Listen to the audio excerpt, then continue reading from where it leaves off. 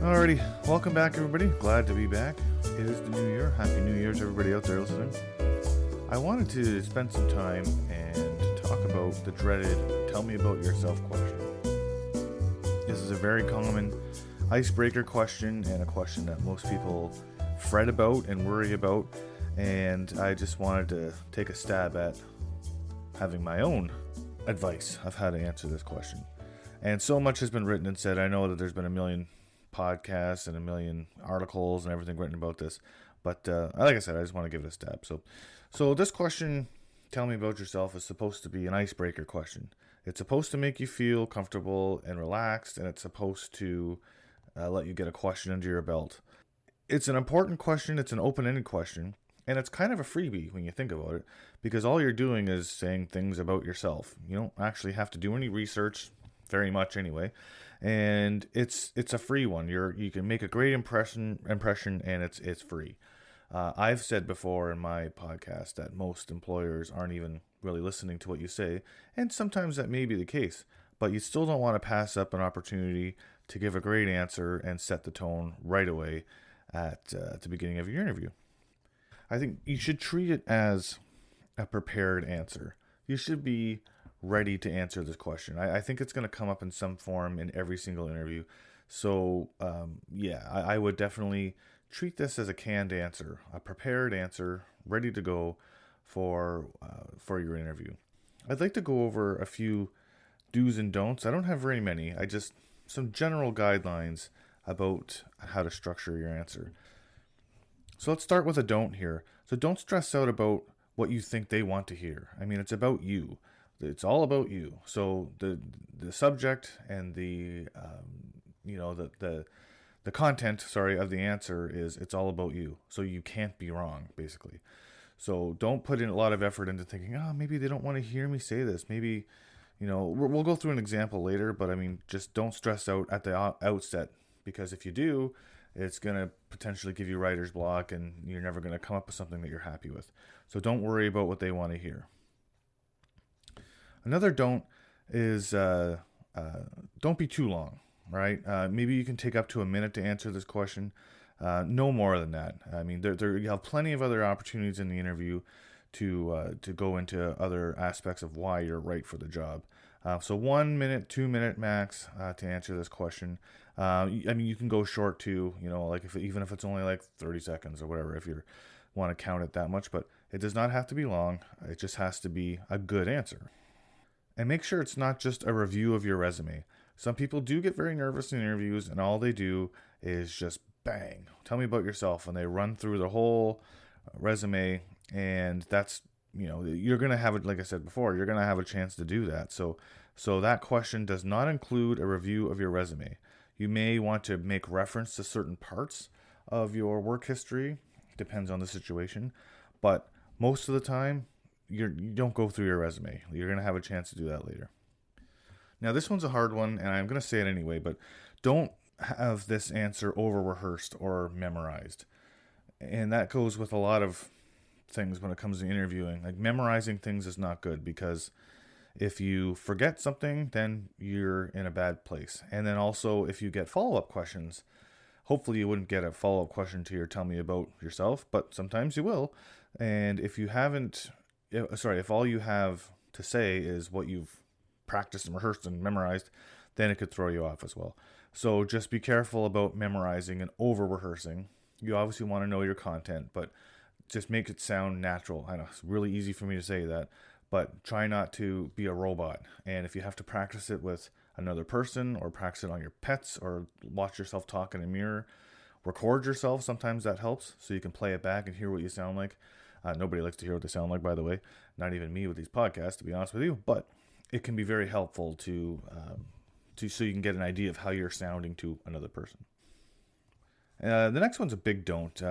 Don't talk poorly about past employers. I mean, this really goes for any point of an interview. But if you're going down a road of saying, hey, I started here, I started there, took me on a path to this occupation, which I didn't like because ABC, because the boss was this or that, or the environment was bad.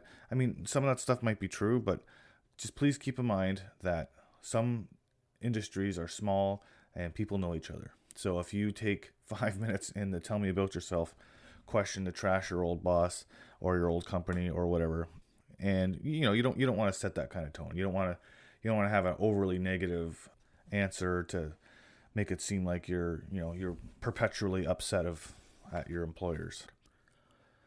So that was a few of my don'ts. Let's get into some of the do's. Make sure that your answer is organized into defined categories. So like I said, we're going to go into this a little bit later. But an example of how you could do, like example categories you could use would be the personal part of the answer, an education part of the answer, and the professional part of the answer. You could use a combination of all three or just one, or whatever the case may be, like whatever works for you, whatever you think is right. But if you're just make sure your answer is structured, so it's organized and it comes off as being that you put some thought into it. Sorry, having structure will prevent you from rambling, and this was always a problem with me. I mean, I love to talk, but sometimes I get lost in my own stories. So having some defined structure and following that in your answer will prevent you from going down the rambling road and having you not make any sense, and it'll hurt you. That this question is supposed to give you some confidence, right? But if you feel like you've made an error on the very first question, then it's not going to help your confidence going forward in the interview. And another do is to try to have the last statement of your answer involve how you ended up in your interview, right? So it can be a journey that ends, like your answer, can be a journey that ends with you sitting in front of your interviewer, if that makes sense. So we'll go through it in an example after, but I just wanted to say that that's a nice little way to tie up your answer to that question, where it leads right to where you are right now at the present and speaking with an employer about a job opportunity. So I'd like to move on and talk a little bit about methods that you can use to prepare. So I mentioned this briefly before, but pick your categories. Pick your categories. It's almost like when you were in primary school and writing a hamburger paragraph or something. They probably don't teach it like that anymore. I'm getting old. But plan out your categories. What are you going to talk about? So you can pick a personal part and then you can pick a professional part. You can leave out the education if you want, or if you think of anything else that you think is relevant, then just hash it out.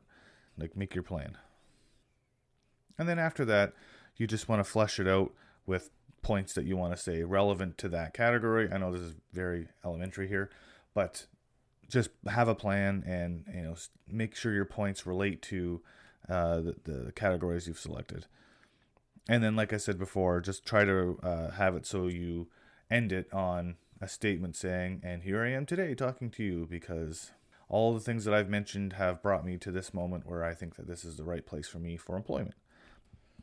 Another point that I like to bring forward whenever I'm coaching people with interviewing is that if you're a person who really struggles with nerves, don't forget that you can bring notes in to the interview.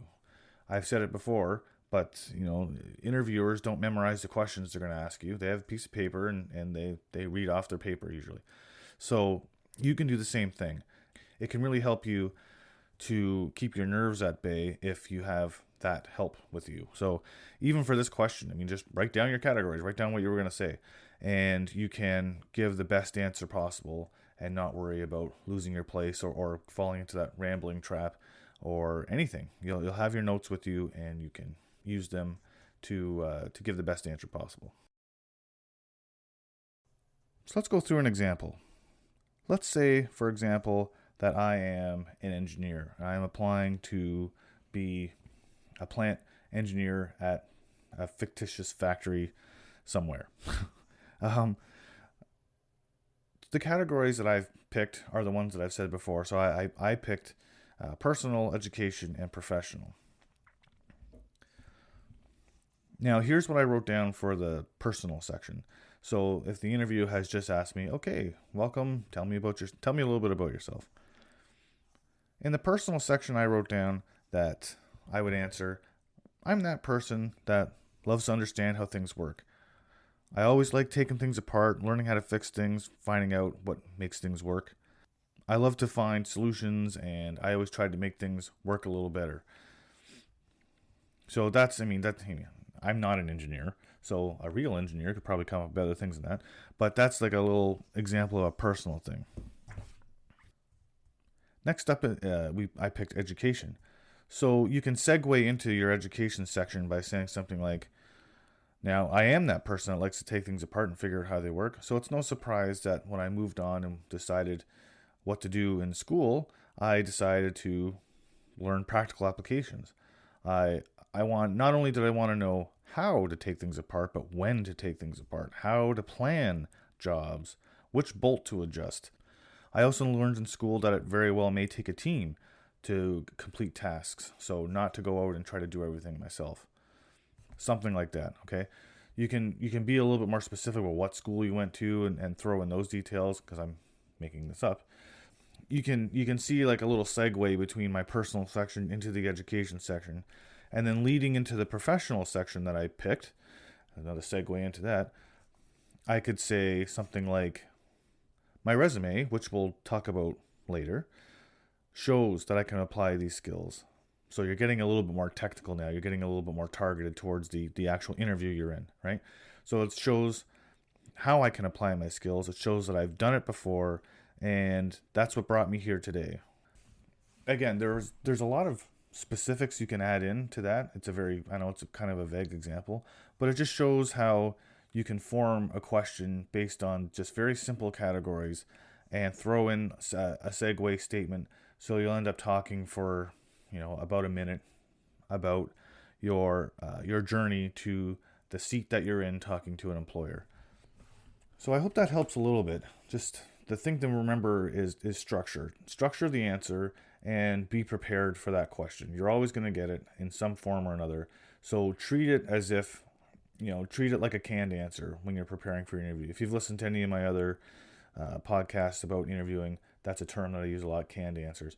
The last point before I go is just because an employer sometimes might think of this question as a throwaway, you never should as a job seeker, because it could very well separate you from a very tight race. The effort and the answer that you gave, showing that you were prepared for it, and taking your employer on a little journey before the interview actually really gets going. So very important to put your thoughts together and give a good answer for this. So I'm going to leave.